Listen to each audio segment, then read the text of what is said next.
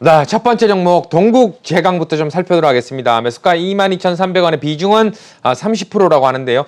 한참 상승 흐름이 좀 나올 때 들어가신 게 아닌가라는 생각이 듭니다. 지금 구간, 야, 이거 좀 어떻게 대응하면 좋을까요? 자, 22,000원이면 일단 좀 손실이 있는데 한번 반등을 한번 시도할 수는 있어요. 최근에 철강주들이 좀 약세를 보였는데 동국제강 같은 경우에는 신용 등급을 뭐 트리플 B 마이너에서 트리플 B로 안정적으로 뭐 상향 조정했고 또 철강사들 기업들 실적도 좋아질 것이다. 근데 정작 주가는 못 움직이고 있죠. 자, 이건 외국인 기관들의 수급이 좋지 않고 이런 움직임 때문에 시장의 주도 섹터가 아니기 때문에 조정을 받고 있거든요.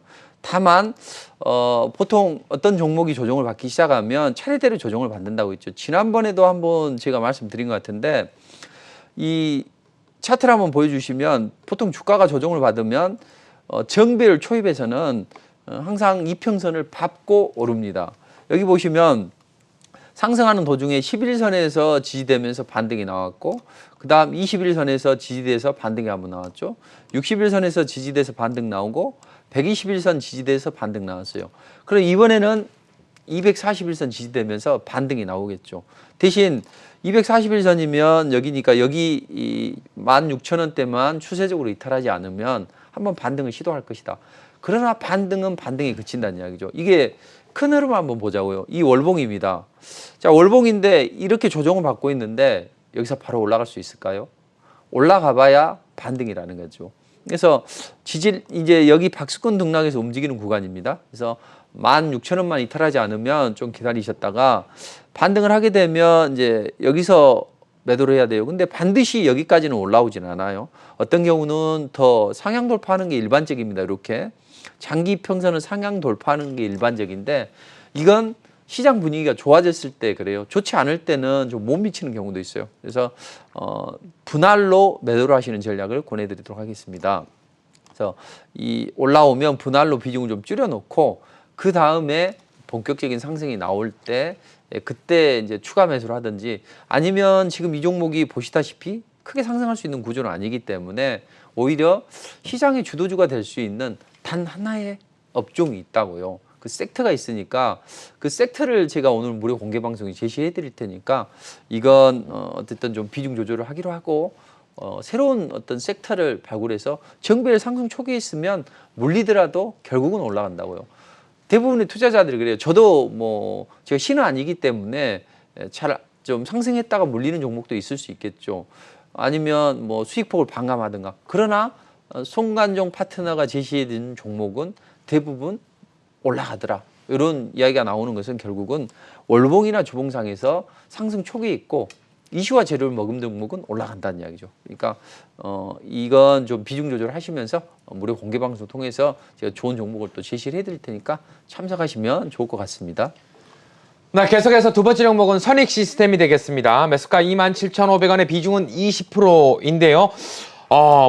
목요일 날 한번 윗거리 좀 달았지만 상승 흐름이 나온 고가가 가격대 비슷하게 좀 움직이는 것 같습니다. 지금 구간 메타버스 관련해서 좀 더 상승 흐름을 좀 볼 수 있을까요? 어떻게 좀 보면 좋을까요?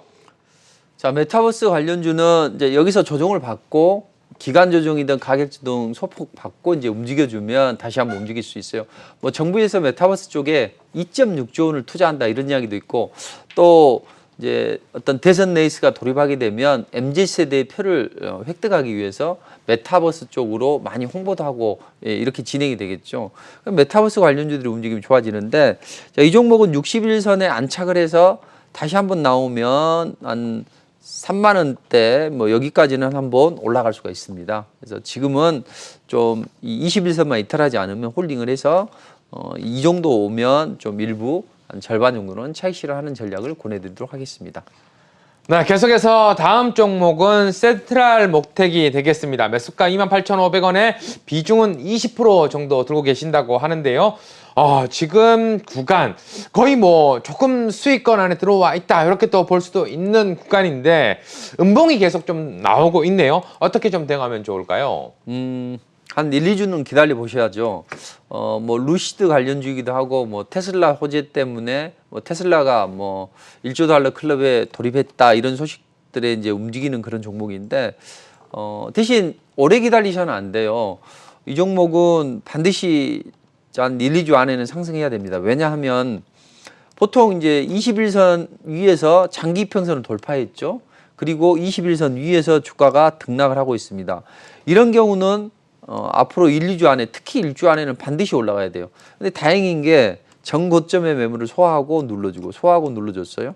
그래서 여기에서는 반드시 올라가 줘야 된다. 그럼 다음 주에 여기 한 21선 근처를 이탈하게 되면 이때는 리스크 관리가 좀 필요합니다. 그래서 상승하게 되면 이제 여기서 상승을 하면 다음번 전고점 매물 때는 여기 있으니까 지금 중요하게 생각해야 될 건 하락하는 것만 주의하시면 돼요. 21선만 이탈하지 않으면 다음 주 한 목요일 정도가 디데이가 될 것 같아요. 그때는 반드시 올라가야 됩니다. 그때 안 그러면 비중 조절이 필요합니다. 네, 다음 종목은 DB 하이텍이 되겠습니다. 매수가 62,000원에 비중은 30% 정도라고 하는데요. 자, 지금 손실 구간인데 그래도 최근 반도체, 삼성전자나 SK 하이닉스 답답한 거에 비해서는 조금 상승 흐름이 나와주고 있는 것 같습니다. 어떤 전략이 가장 좋을까요? 3분기 때 실적이 좋아질 것이다. 아니면 8인치 파운드리가 품귀 현상이 있어서 우리가 영업이익률이 높기 때문에 주가는 좋아질 것이다. 이런 이야기를 하고 있는데 그런 부분은 단기적으로 주가에 반영이 된 것 같습니다. 이 DB 하이텍이 지난번에 상승을 한번 하고 지금 몇 달째 횡보 등락을 하고 있는데 바로는 상승하기 어려워요. 그러나 좀 다른 종목들에 비해서 좀 안정적인 모습을 가져가고 있는데 여기서는 지금 반등이거든요. 반등이고 단기 고점입니다.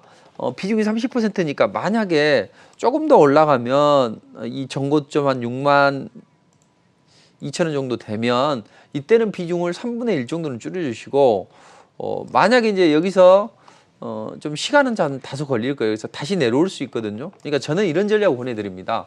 만약에 바로는 움직이기 어려워요. 한 1, 2주 사이에 상승을 하게 되면 그때는 비중을 좀 줄여주시고 만약에 여기서 5일선을 이탈한다 하더라도 비중을 좀 줄여줬다가 3분의 1 정도는 오히려 21선이나 더 아래에서 받는 전략이 좋아요. 왜냐? 이 종목은 바로는 가기 어려워요. 바로 큰 상승이 나오기는 어려운데 그런 상황에서 일단 박스권 등락이거든요. 그러니까 고점 매도, 저점 매수를 감행해야 되기 때문에 이 종목은 이런 파도 타기 전략을 대응하시면 좋을 것 같습니다. 네, 이렇게 해서 문자 상담 해드렸고요. 전화 상담 한번 가보도록 하겠습니다. 여보세요? 예, 안녕하십니까. 아침 일찍 고생. 네, 안녕하세요. 반갑습니다. 전화 감이 상당히 또 멀리 들리는 것 같은데요. 네네. 아, 네. 이제 괜찮아졌네요. 어떤 종목 때문에 이렇게 전화 주신 걸까요?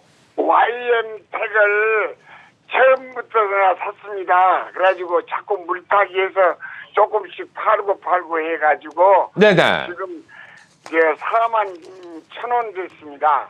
아, 평균 단가가 41,000원 정도. 비중은 네. 어느 정도 되실까요? 다 줄여가지고 한 20%밖에 안 됩니다. 아, 지금은 비중 조절을 좀 하셔서 20% 정도. 자, 네. 일단 평균 매수 단가보다는 좀 아래 가격이 내려와 있는데 어떤 점이 제일 궁금하실까요?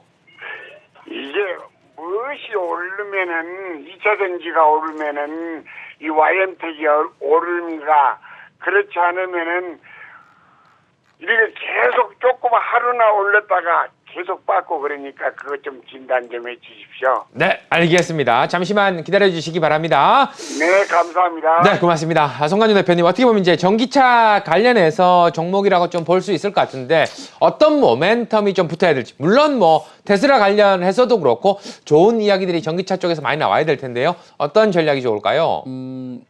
자, 이 종목은 최근에 신규 상장을 했는데 별 재미가 없어요. 이 회사가 하는 것은 전력 제어용 스위치 개폐 장치나 인버터나 이런 쪽을 하게 되는데 사실 2차 전지나 또는 전기차 이쪽을 보면 주도 섹터가 이거였죠. 2차 전지는 양극재 쪽이었고 또 전기차 쪽에는 어느 테슬라의 부품을 공급한다든지 루시드나 이런 쪽으로 공급을 한다든지 이런 재료가 있어야 되는데 그런 특별한 모멘텀이 없었어요. 그래서 주가는 눌러주고 있다. 그리고 새내기주들은 항상 상장을 할 때 자신의 몸값을 한껏 부풀리게 됩니다. 그래서 약간은 좀 버블이 끼게 마련이에요.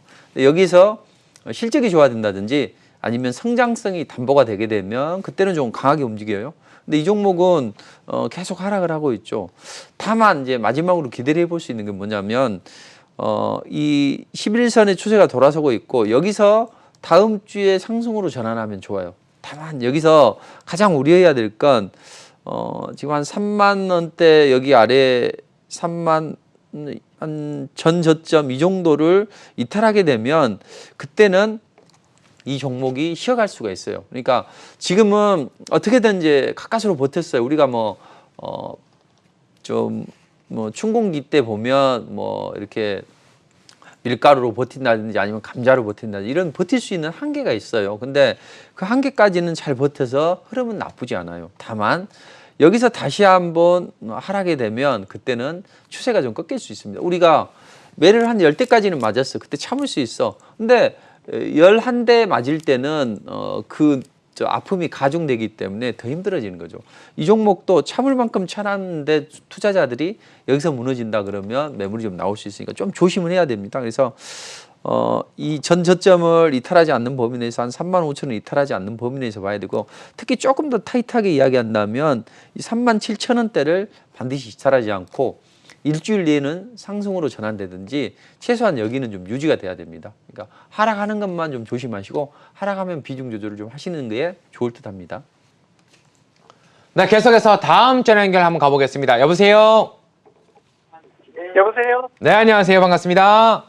예예. 네, 어떤 종목 때문에 이렇게 전화 주신 걸까요? SK 케미칼을요. 아, SK 케미칼. 자, 매수가 어떻게 되실까요? 33만 2천 원이요. 50%. 33만 2천 원의 비중은 50%요. 예예. 지금 이거 최근에 무상증자 이야기가 좀 있었는데 아직 그거 들어오기 네. 전 가격인 거죠? 무상중재 한다고 그래서 이걸 너무 많이 샀는데 원체 많이 빠져갖고 네네. 이걸 장기 대응을 해야 되는지 물어보려고요. 네, 알겠습니다. 자, 앞으로의 어떤 전략이 좋을지 상담해 드리도록 할 테니까요. 잠시만 기다려 주시기 바랍니다. 예. 네, 고맙습니다.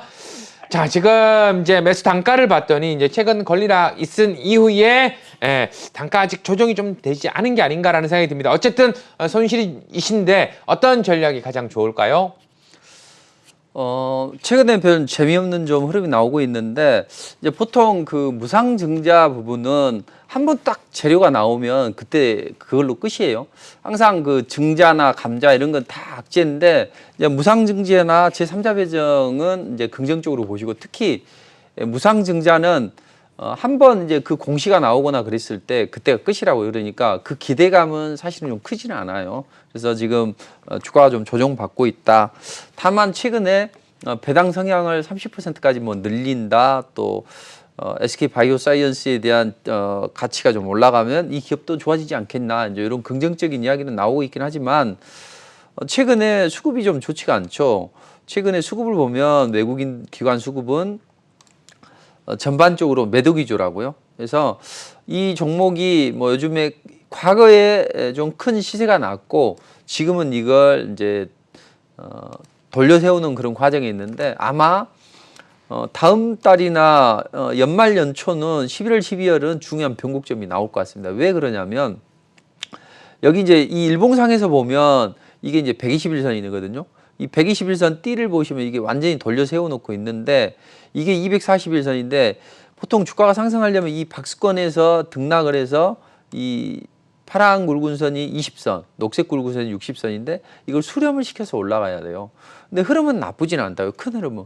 근데 여기 월봉을 한번 보시면 여기서 못 올라가면 조정을 받으면 이 추세가 하락 추세로 전환이 됩니다. 그러니까 11월 달에는 반드시 상승이 나와야 되고 하락을 하면 안 됩니다. 그래서 오늘 이번 주 조정은 그럴 수 있다고 봐요. 대신 여기에서 조정을 마무리를 하려면 한 2주 정도는 소요가 돼야 될 겁니다. 그러니까 지금 이 상승으로 전환되면 괜찮아요. 대신 여기 아래로 빠지게 되면 그때는 한 전저점을 이탈하게 되면 그때는 비중을 좀 줄여놓고 50%니까 많아요. 너무. 그래서 이런 종목에서 위로 올라가면 상관없습니다. 위로 올라가면 상관없고 빠지는 것만 좀 조심하고 대신 위로 올라가면 이 전고점에서 좀 어렵게 돌파가 안 되고 있으니까 여기서는 비중 조절을 좀 해주시기로 하고 하락하는 것만 좀 주의하신다면 될 것 같습니다. 근데 좀 애매한 구간이에요. 이 종목은